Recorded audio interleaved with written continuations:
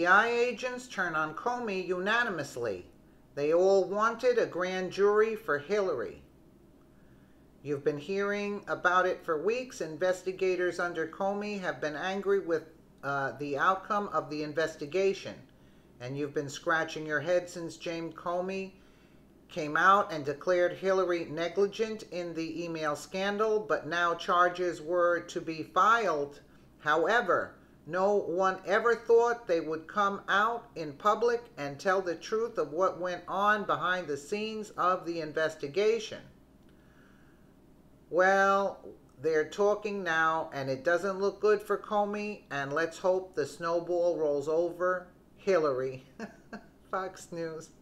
The decision to let Hillary Clinton off the hook for mishandling classified information has roiled the FBI and Department of Justice, with one person closely involved in the year-long probe telling FoxNews.com that career agents and attorneys on the case unanimously believe the Democratic presidential nominee should have been charged.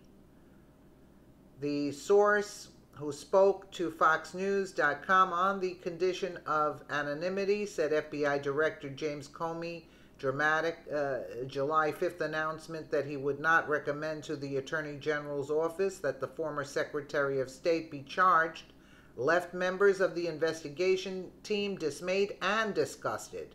More than 100 FBI agents and analysts worked around the clock with 6 attorneys from the Department of Justice's National Security Division Counter-Espionage Section to investigate the case. No trial-level attorney agreed. No agent working the case agreed with the decision not to prosecute.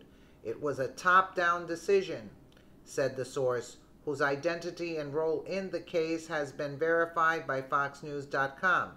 The person concluded by saying, "Every agent and attorney I have spoken to is embarrassed and has lost total respect for James Comey and Loretta Lynch. The bar for the DOJ is whether the evidence supports a case for charges. It did here. It should have been taken to the grand jury." Judicial Watch President Butcher's FBI Director James Comey over shady, well, there's a surprise. Let's take a listen here. As House Judiciary Committee members grilled FBI Director James Comey on the Clinton email investigation. Judicial Watch President Tom Fitton joins me now with more. All right, good evening, Tom. Jim Comey is looking worse and worse every time he appears before Congress, and by the time John Jordan got done with him, and Trey Gowdy and Goodlatte, I mean, you know, you kind of had to, not that I feel sorry for him by any stretch of the imagination, you have to think the guy's been outsmarted and outlawyered and that his biases are showing. Am I wrong?